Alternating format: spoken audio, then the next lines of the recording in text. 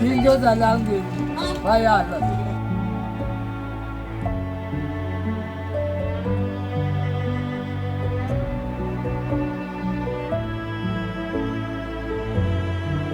तरास म्हणजे सगळेच तरास आंघोळ करेल नाही मी 4 दिवस झाले साहेब.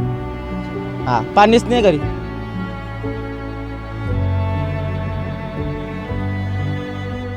एकीकडे सरकारच्या पाणी पुरवठ्याच्या योजनांचे दावे तर दुसरीकडे जळगाव जिल्ह्यातील जामनेर तालुक्यातील पहूर गावात पाण्यासाठी हतबल झालेले नागरिक.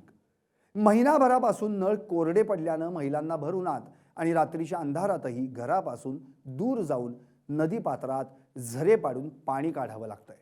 विशेष म्हणजे ज्या नदीपात्रात उघड्यावर शौचासाठी नागरिक जातात त्याच ठिकाणच्या झऱ्यांमधून पाणी भरून आणण्याची वेळ गावकऱ्यांवर आली आहे. पाणी पुरवठा मंत्री गुलाबराव पाटील आणि जलसंपदा मंत्री गिरीश महाजन यांच्या जिल्ह्यातच ही भीषण परिस्थिती समोर आली आहे. त्यावरचाच हा स्पेशल रिपोर्ट. पहूर गावातील पाणी टंचाई आता गंभीर स्वरूप धारण करत आहे. गावात महिनाभरापासून नियमित पाणी पुरवठा होत नसल्याचा आरोप ग्रामस्थ करतायत. त्यामुळे महिलांना दररोज पाण्यासाठी वाघूर नदीच्या कोरड्या पात्रात जाऊन जमिनीत झरे पाडावे लागतात. भर दुपारी कडक उन्हात आणि अनेकदा रात्रीच्या अंधारातही महिलांची पाण्यासाठी धावपळ सुरू असते. एका भांड्यासाठी तासनतास वाट पाहावी लागते. झऱ्यातून निघणाऱ्या पाण्याला घाणेरडा वास येत असला तरी दुसरा पर्याय नसल्यानं तेच पाणी घरगुती वापरासाठी आणावं लागत असल्याचं महिलांचं म्हणणं आहे. 1 महिना झाले पाणी नाही आमच्याकडे. पाणी येतं तर ते लगे वापरायच्याही लायक नाही, पण मग ते बी येत नाही आता 1 महिन्यापासून. विकतचं पाणी घेऊन रोज प्यायले विकतचं पाणी घेणं लागतंय. तर काय करायची ती या गल्लीत तर बिलकुल नळ नाही तर काही नाही. हापसणी नाही का नळ नाही का विहीर नाही आड नाही. नदीमध्ये जिरे खणले त्या जिऱ्यातून पाणी आणताय आंघोळी करणं चालू आहे. प्याले बी नाही विकत पाणी घेणं पडतंय दादा. 20 रुपयाचे जे 1 जार रोज 20 रुपयाचा 1 जार घेणं लागतोय. आता काय करा सांगा तुम्हीच. ग्रामपंचायत आता ते मंदिरासाठी तिथून ते पाणी चालू होतं. आता ते मंदिराचं काम बंद ठेवलं आणि ते लोकांना पाणी भरू देणं लावलंय तिकडे उभ्या गल्लीवर. तर काय करा इकडे तर कोणचंच साधन नाहीये पाण्याचं. विहीर पण नाहीये आणि हापसणी नाही तर काहीच नाही. पाण्याचं नळ बी नाही आणि काहीच नाही. आणि पाणी तर एवढं खराब येतंय की तुम्ही पाहणार सुद्धा नाही ते पाणी. आणि 12 महिने तसंच पाणी येतं आमच्याकडे. स्वच्छ पाणी येतच नाही. करा आमच्याकडे पाणी नाही आहे. आमच्याकडे महिना झाले पाणी नाही. आम्ही विकत पाणी घ्या का पोट भरा काम नाही आम्हाला. या वयात पाणी भरावं या वयात मला काम होत नाही दादा. तशीच मी पाण्याला बी जाते कामाला बी जाते. कुठून आणते पाणी? पाणी तिकून आणता नदीचं जिऱ्याचं. रात्रात जागे राहता आणि त्या पाण्यासाठी नंबर लागत नाही त्या जिऱ्यावर सुद्धा. टँकर येत नाही का? नाही टँकर येत नाही. येतं पण मग 1,500 2,000 कुठून पैसे भरा दादा आम्ही. नळ नाही का गावात? नाही आता तर नळाला पाणी येत नाही आहे. किती दिवसात नळाला पाणी येतं? आता 1.5 महिना झाला नळाला पाणी येत नाही आहे. पाणी एवढं घाण आहे. पाण्यास आम्ही वापरताय घाण. मग घरात तुम्ही कसं राहताय आता? मग काय करा तसंच पाणी वापरताय. कुठून आणा पाणी कोणी देत नाही. लोक म्हणतात आमच्याकडे जेवण करी जा पण पाणी नको मागा. प्यायचं पाणी कुठून आणता? प्यायचं पाणी कुठून आणता मग? मग आम्ही हेच पाणी पिताय गाई संगण. खराब पाणी? हा हेच पाणी खराब पाणी पिताय आम्ही. गाई घेतात गेले मग तेच पिता. कोणी देत नाही. कुडी पैसे पुरा आम्ही कमावणार कोणी नाही. एकटी बाई मी काय करू. पोट भरू का एकटाचं पाणी घेऊ. कोण 6 वार्डात आम्हाला 2-3 वर्षापासून मालूम नाही. मेंबर कुकडे गेले काय गेले.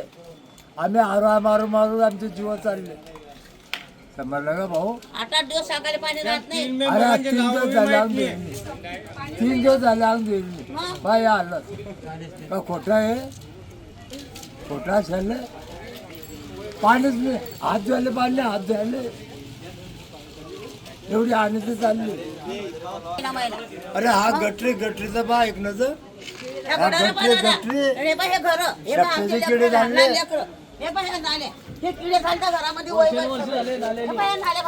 या नाल्या पाहते लेकराटी घेताय.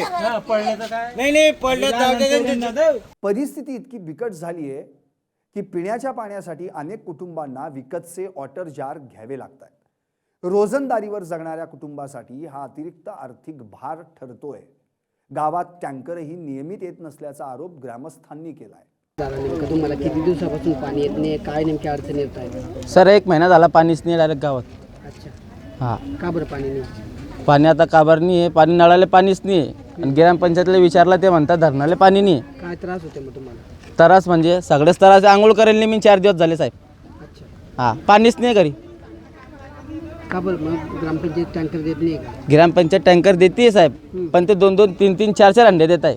आता आंघोळ करायला 2 हंडे लागतात साहेब, कपडे धुवायला 2 हंडे लागतात. प्यायचं पाणी कसं मिळतं? प्यायले पाणी तर जार घेणं पडतं साहेब, ते 20 रुपयाचा 30 रुपयाचा. प्यायले पाणी काहीच कामाचं नाही भेटत.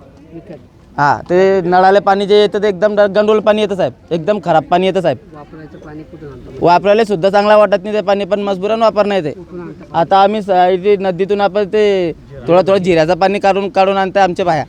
पुरतं का महिनाभर? नाही पुरत साहेब. ते अंड्याचं पाणी पाहतो मी साहेब, ते पाणी पाय सुद्धा सारखं नाही. त्या पाण्याने कपडे धुणं पडता, काय मागणी? बर्तन धुणं पडता. काय मागणी तुमची? मागणी तर आम्हाला पाणी पाहिजे आणि लाईट पाहिजे साहेब, दुसरं काहीच मागणी नाही सरकारकडून. नाव तुझं? शेख इम्रान शेख सलीम. दरम्यान गावात दररोज टँकरद्वारे पाणी पुरवठा केला जात असल्याचा दावा सरपंचांनी केलाय। जलजीवन मिशन अंतर्गत सुरू असलेलं काम अंतिम टप्प्यात असून लवकरच गावातील पाणी प्रश्न मार्गी लागेल असा विश्वासही त्यांनी व्यक्त केलाय। मात्र सरकारी दावे आणि प्रत्यक्ष वास्तव यामध्ये मोठी तफावत असल्याचं चित्र पहूरमध्ये दिसून येत आहे। विकासाच्या गप्पा आणि योजनांच्या घोषणा सुरू असताना महिलांच्या डोक्यावर अजूनही पाण्याचे हंडे आहेत आणि त्यांच्या डोळ्यांत एकच प्रश्न, आमच्या नशिबी नळाचं पाणी कधी येणार? कागदावरच्या योजना आणि प्रत्यक्षातील तहान यामधील अंतर किती मोठं आहे याचं जिवंत उदाहरण म्हणजे जामनेर तालुक्यातील पहूर गाव। मोहन दुबे, LS मराठी, जळगाव।